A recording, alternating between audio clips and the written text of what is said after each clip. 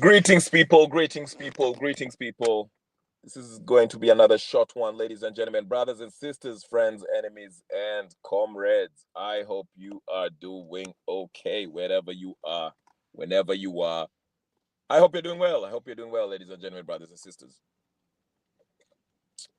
I just want to talk about something. I want to talk about something very brief. Very brief. So I want you to pay attention. If you're going to join us in the middle of this or you're going to miss this, it's too late. I know it's very late in Kenya, but it's okay. If you're going to watch this later on repeat, please pay attention. But again, the first order of business as usual, hit that like button, subscribe if you haven't subscribed, share, like, comment, and all the good stuff. Now let me give you a story real quick. Not a story, but let me give you a background on how we want to talk about this, because today I want to open your eyes and think differently, okay? Think outside the box, okay? Now, years ago, in 2020, when Hillary Clinton was running against Trump the first time, leading up to the elections, okay? See, every campaign of the Hillary Clinton campaign and Trump's campaign were digging dirt on each other, okay? They had like investigators, private investigators, lawyers, journalists on their team digging dirt on each other. Now, as you remember, there was always talk about Trump's failure to pay taxes, or he was paying taxes that were, he wasn't supposed to pay. He was to pay more taxes. That's number one. Then there was also the whole brouhaha about his trip to Russia and Russian prostitutes. Of course, that was the made-up stuff, okay? But when it came to Clinton, there was a huge thing that was unveiled. But the media didn't want to pick it up because, again, the mainstream media are part of the establishment, okay? So they did not want to expose a lot regarding Hillary Clinton. Now, what am I talking about? I'm relating this to the Clinton Foundation. If you know, you know. If you don't know, please do your homework. This is an advanced class. Do your homework for yourself. Just dig into that. But here's how it worked, okay? When the story broke out and it was really suppressed in the mainstream media, the Clinton Foundation was receiving a lot of money from leaders that are not friends with the United States, are having problems with the United States, okay? They had the Saudi government giving them money. The Chinese were also said to be giving money to the Clinton Foundation. Now, this is how it works, brother and sisters, friends, enemies, and comrades. It was claimed that Bill Clinton was being bribed to give access to the US government. And how did they do that? This is how it was done, okay? I'm just giving an example. If you go read it, go find out more about it. But here's how it was done. Bill Clinton, that is, or Hillary Clinton, would meet through his he or her emissary or his representative would meet a representative of, let's say, Chinese government, and Sam Alaman, nice seeing you, brother. And they will meet somewhere, okay, and discuss, how, Bill Clinton or Hillary Clinton will give access to, the U.S. government, like access, not secrets, giving them secrets or anything, just give them access to, as far as if they needed to start a business somewhere, let's say in California, they can make that happen, okay? Hillary Clinton will talk to Governor Newsom and tell them, hey, listen, this is what's going to happen. I'll get to that, Laban. I'll get to Baba. So it's all connected.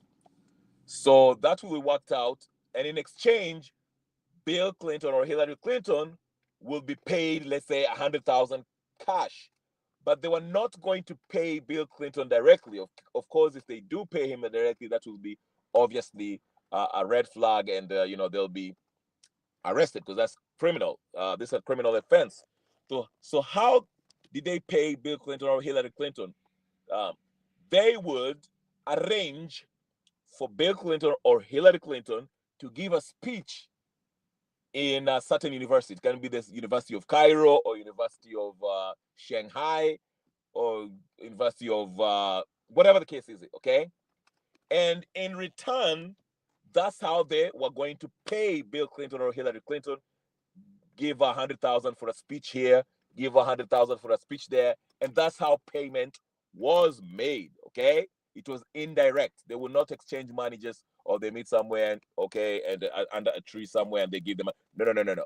It was made in a way that it will not look bad in the books. So in the books, it will seem that a wealthy businessman from Middle East or whatever the case is offered to paid Bill Clinton or Hillary Clinton 80,000 for speaking engagements at Oxford University. Okay, that's how it plays out. All right.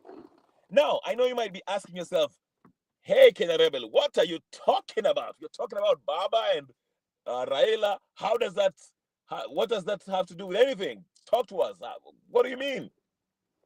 Well, let me tell you something. This is how Raila got paid by William Samoei Ruto. Remember, last time Raila was paid by Uhuru Kenyatta, it was rumored, okay, according to Miguna and others, that the money was wired in Abu Dhabi. That's why Raila kept on making those trips with Wakina Nani, Joho, and Junet. All right. Anyway, so this time, after that rumor was kind of hot, of course, Raila after receiving that 50 million US dollars, I believe, he went numb. He never criticized Uhuru Kenyatta's government until Uhuru left, in 2022, okay, after he ceased to be president. Now, that rumor was really, really, really gaining some traction, but again, nobody came out and said, no mainstream media came out and talked about that rumor or whatever the case is. Maybe because it was a rumor, but it was something that it was like really, really making waves that Raila had been paid and blah blah blah. Some hackers say that they could see the account exchange, how money was transferred to account A to account B. Okay, and that's why that rumor started coming about. So this time they learned their lesson. Ruto saw what happened and knew about the transaction, how Raila was paid. That's why, remember, let's go back to the burial of that what's her name? The wife of Dedan Kimathi. Remember, Ruto made that comment that, hey, umze mina mjua, okay, na amenijua. I know what makes him happy. I know what can, make him hash it out, okay? Remember that? Go check that speech where Ruto made at Dedan Kimathi's wife's burial, all right? So fast forward 2024, okay? Let's go 2022, all right? We go to the elections. We know what's happened, all right? Raila loses the elections, but Raila in his modus operandi is, I'm not going to sit down and lay flat on my back after I lose. I'm try to get something out of this loss, okay? I'll claim that I've been rigged or whatever the case is. Some people still believe that Raila won in 2022. I personally don't think so. There's no evidence that supports that. But anyway, so let me tell you how Raila got paid, guys. Let me show you how Raila got paid. Again, and there's so many evidence that supports the possibility of Raila getting paid. I'm not talking about the Sakaja saga. Sakaja already spilled the beans on how he has to deliver, 200 million Kenyan shillings to Raila every month to maintain his position. That's why you saw Raila today actually basically endorse Sakaja for Nairobi gubernatorial seat, leaving Babu Owino on the cold. In the cold. What a cold game, bruh. What a cold move. Babu Owino, of all the people, Babu Owino, who has been loyal to Baba, he just got sidestepped and they were like, you know what, forget you. Sakaja is giving the cash. That's who got paid, okay? And you hear this all the time from all the ex-ODM disgruntled people who never got direct tickets to nomination. They will tell you that Baba always, you have to grease his pockets in order to get anyone within ODM, okay? So that's not a secret anymore. We know this. So how did Ruto do it? This is how he did it. Take a listen carefully. So Raila Odinga, once he lost the elections, he was putting pressure on the government. Remember? He got, he had his boys come out, the ODM goons were out in the streets, they were putting sufuria in their heads, doing all sorts of, the drill. You remember, right? And when it wasn't working out, Raila had to make that call to Uhuru Kenyatta. Hey, listen, do you have my Najenga's number? All right, call that thug.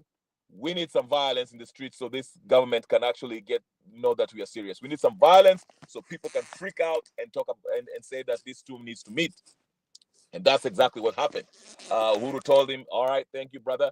Let me put you online with Maina Njenga, then you can take it from there. So Raila made the call to Maina Njenga and told him, hey, listen, get your Mungiki psychopaths to meet up with my ODM psychopaths and let's raise hell on the streets. And before you know it, Ruto started panicking and was like, all right, let's sit down. You want an hardcore thing? We shall sit. We'll have some sort of handshake or whatever the case is. But here it is. It wasn't about handshake. Before the handshake, there was payment that was made. This is how it was made. So, since Ruto and Raila learned about the previous payment that was traceable, hackers hack, and they kind of knew that money transfer took place from Bank X that is related to Ruto to Bank Y in Abu Dhabi that belongs to Raila Odinga, okay? So, what about Babu and Sifuna? We'll get to that. What did you tell me about Babu and Sifuna? Tell me about Babu and Sifuna. I'll mention that real quick. I'll come back to Babu and Sifuna too, Laban. So here is how it goes, okay? So Raila and Ruto meet somewhere in Mombasa with Suluhu, the president of Tanzania, and Obasanjo, okay? Museveni is also on, they put him on a speakerphone and they talked it out. They're like, okay, this is going to be the deal, blah, blah, blah, blah, blah, blah, blah. But the real deal was, the real conversation was actually between the two, Ruto and Raila. And they hatched a plan of how to pay Raila. Now, this is how it is. This is how they are going to camouflage it. They used the Raila's AU campaign to be the smoke screen. I will repeat this. They used Raila's AU campaign as the smoke screen. For what? For the actual transaction that happened between these two. How did they do it? Ruto and his regime went, they've been eating taxpayers' money and misusing here and there. This is what they did. They pretended that, since we've chose Raila Odinga as the Kenya's candidate for the AU seat, we have to actually put money behind this campaign. Any campaign requires money, right? It requires money. Somebody please remind me, how many millions did Ruto put on Raila's campaign? Was it 50 million? Was it 10 million? I forgot. Musalia Mudavadi, please tell us. And actually, they have never actually disclosed it, the exact amount. Nobody has audited that. Nobody has prodded, asked questions about how much Raila got for his AU campaign, how much the Kenyan government gave in the name to support Raila's campaign for the AU. Now, hear me out. This is how it played out, buddy. This is how it played out. Now, Raila got the cash, and I remember everyone was asking, why give money, millions of dollars to Raila Odinga's campaign, while our kids have problem with the funding for their college. Our hospitals lack money and lack medicine and all this stuff, medical equipment. Why give Raila all these millions for his AU seat? Where's your priorities? You have your ass backwards. Please prioritize. AU seat is not a priority for the Republic of Kenya. So here it is. We are being told that Raila got some cash. We don't know how much, to be exact. Nobody has audited. Lots of cash. And guess what? He is also provided with what? A private jet. So he can jet anywhere in Africa, not only Africa, anywhere in the world. Okay? That private jet, the last one that he took when he went to Addis Ababa with Gladys Wanga and all those useful idiots that are the hanger-ons, okay, that are hanging on Raila's coattails, they were charging $18,000 per hour.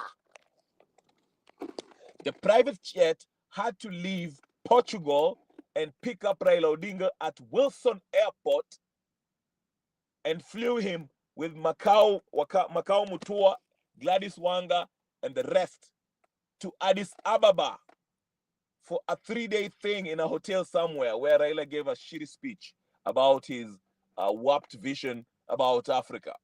Okay, it was a bullshit, whatever. Okay, but anyway, that private jet was worth $18,000 per hour. Okay, and it is said he was given more than 10 million that was allocated towards the company. That is what the government is telling. Some people are estimating it to be way more than 10 million or more than 30 million US dollars that was given to Raila Odinga for this campaign. Do the math. Use your heads, folks. That is a form of payment. That was not money that went directly to help the campaign of Raila Odinga. Because if the Kenyan government was to campaign for Raila Odinga, they would have provided Raila with the official jet, ile jet Ruto anatumianga ile ya Kenya, or even Kenya Airways, flying for free. Let him go to Addis Ababa. But this guy, his campaign was given more than 30 mil. Some people say more than 10 mil. Some people say more than 50 mil. Okay? To campaign. That money was not for campaign, ladies and gentlemen. That's what I'm trying to tell you if you're still slow. I'm breaking it down to you. That money was never campaign money. That money was payment for Raila to play ball. When I say play ball, what do I mean? Think about 2017, when once the transaction took place, Uhuru Kenyatta pushed the send button, money kaingia kwa Raila's account in UAE. Raila stopped talking about Uhuru Kenyatta's corruption, abduction, killings, justice for Babi Pendo, Mora, Musando, and all that. He went mum until Uhuru Kenyatta left. Same thing. Once that cash hit the bank account of Raila was like, hey, brother, my brother, let's sit down and see how we can, make this, create this government here in a broad-based government. Remember, of all the people on the opposition before the broad-based government, Wandai, Joho, and the rest, they were the most vocal opposition members of ODM and Mbadi. They were the loudest and the most vocal people who are speaking against Ruto's regime. Remember, even Joho, when he was in Mombasa, remember, walikuwa nasema ati baba akienda ninio, yeye ndio sasa he will take over ODM. And he said, yeah, trust me, he'll be in the whatever, in the ballot, with the ODM banner as the flag bearer. Remember when people were talking about between Hassan Joho and Nani and this guy who was Oparanya. They were fighting for that ODM seat. Guess what? Raila killed two birds with one stone. He both took him and have them join the bread-based government to become ministers. That way, Raila does not have to have that headache of who is going to take over ODM. Because guess what? It is Raila Odinga who is going to remain as the leader of the ODM come 2027. You heard his speech today. I said it in my previous live and told you that that speech, when he gave in that prayer bullcrap, was designed, packaged for the Kenyan audience, telling them, hey, listen, I'm probably not going to make it in this whatever on Saturday, but I'll be back. And that's why he started with all, ati mimi siwezi kunyamaza kama watu wanatekwa nyara. Oh, finally, he wants to talk about people being hijacked. He wants to talk about the injustice this government has been perpetrating on its people, in its citizens. All of a sudden, Raila Odinga feels the need to be vocal against the atrocities committed by this government. Why? Because he got his money. Okay? Number one, he got his money. Number two, he knows he's not going to make it for the AU seat. He's not qualified. I told you this guy is not qualified. Let me tell you that right now. I won't hold you. He's not qualified. Okay? And number three, he's preparing for his campaign in 2027 or whatever the case, whether he's trying to get Ruto. Listen to me. Listen carefully. He got his money because the money was for what? For Raila to accept Ruto to be the president of the Republic of Kenya. That was acceptance. He had to get the money first before he accepted it. So once he get part of the deal was, you give me this money, and this money shall be given to me as campaign for AU, but really it's coming to my individual pocket. You provide your ndege, where I shall be flying around Africa and the world, basically where I want to go, at not from my pocket, from your pesa ya serikali ambao mnakula. Okay? That's the deal. And after the AU stuff ikishaisha, we shall go back to the drawing board, the NADCO thing. We shall raise the temperatures of political temperatures in the country. Gachagua will be, atakuwa anachemsha moto huko Mount Kenya, mitachemsha moto huku, and it will seem that you are cornered. And once the country is on a Nino, the country will be scrambling, trying to look for a solution. And guess what we shall do? We shall tell them that this constitution is the problem.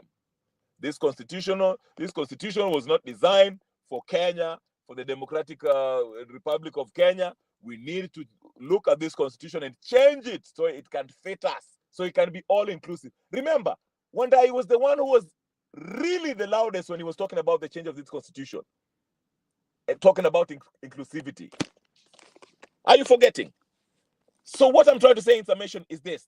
The campaign money, the so-called campaign money, AU campaign money that was to go for Raila's AU campaign, was not actually campaign money. That was the payment that was promised to Raila Odinga for accepting Ruto's victory in 2022. That's why Raila stopped the maandamano. That's why Opiyo Wandayi and the rest was silenced by sucking them in to this broad-based, bread-based government so that they can shut up. Him, Joho, Mbadi, Wate, hao ndio walikuwa wanapiga makelele. Just ask yourself, these guys were the minority leader they were leaders of the ODM or Azimio in the legislative body. Ideally, constitutionally, the legislative body is the most consequential arm of government. I dare say most important one. Okay? Because they make laws and they kind of hold the president on his toes, accountable. Okay? These guys were the leaders of the Azimio in the Ninio, and they were making noise about this government. But they were paid, not only paid, but handed over all this ministerial position, CS position in Ruto's government as a means of paying them to shut up. Now they're the biggest advocate of Ruto's government. You see how it works? And Raila played it well.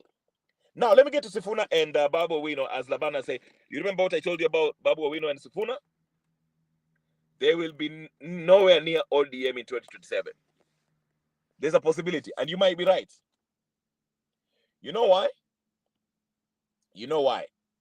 I saw the clip when the ODM folks were in Kakamega somewhere. Was it Kakamega or Vihiga or whatever the case is? Somewhere in Western, where Nyang' Nyong'o talked and all those people talked, okay? And the topic was about Sifuna. Oh, we respect Sifuna, he's the Secretary General, whatever. You know why they're talking about Sifuna? Because Sifuna last week was with Kalonzo in some church somewhere, okay? And there was rumors swirling around that is being said that Sifuna was considering joining Kalonzo Musyoka, the coalition with Musyoka, Matiang'i, Karua, and all those idiots.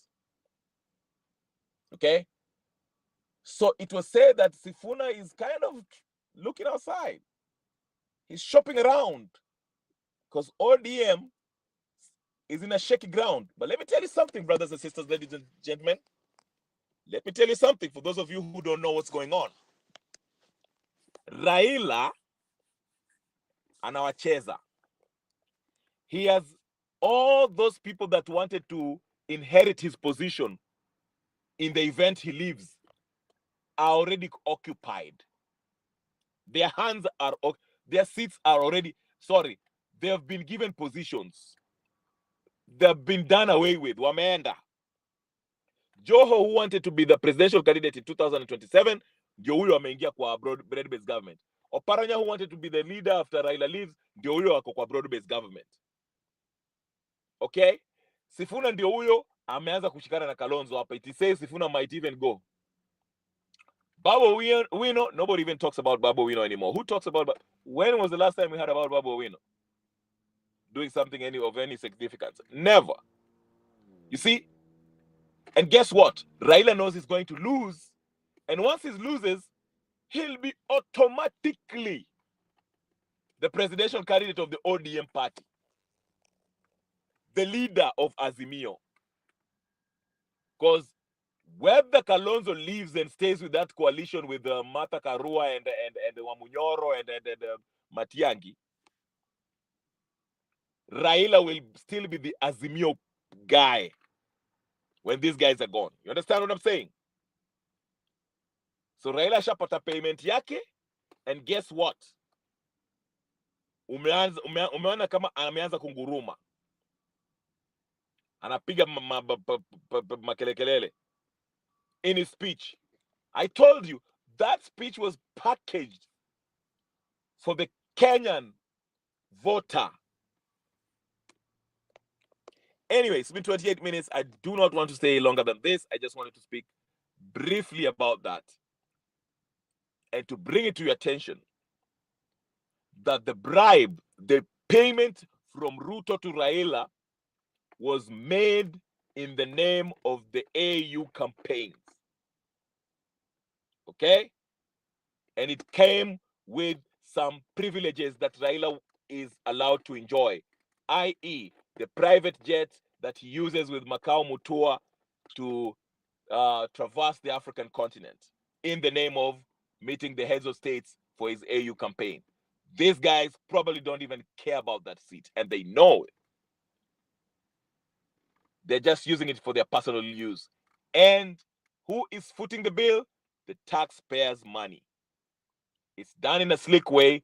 So for the outsider looking in, you're thinking, yeah, Raila deserves those 10 million or 50 million, whatever, however he was given, to fly around Africa and the world to campaign for his AU seat. But in reality, that is the bribe that was given to him by Ruto for him accepting Ruto's victory in 2022. ndio asisumbue Ruto, asijaribu kumtoa. Because really, to be honest with you, to be fair to it, besides Gen Z, there's no one in Kenya that can actually give Ruto a headache. People are talking about Wamunyoro. Wamunyoro is part and parcel, is part of the is part of Ruto. Wanatuchezea mchezo wa town. Okay, anyway, it's been 30 minutes. I didn't want to go through 30 minutes. Please like the video, share, like, comment, and do all the good stuff. My name is Kenya Revolutionary. I'll see you guys later. Peace and blessings. Again, like, share, subscribe, and I'll talk to you guys later. I'm out. Thank you, Labani. I'll see you later. Later.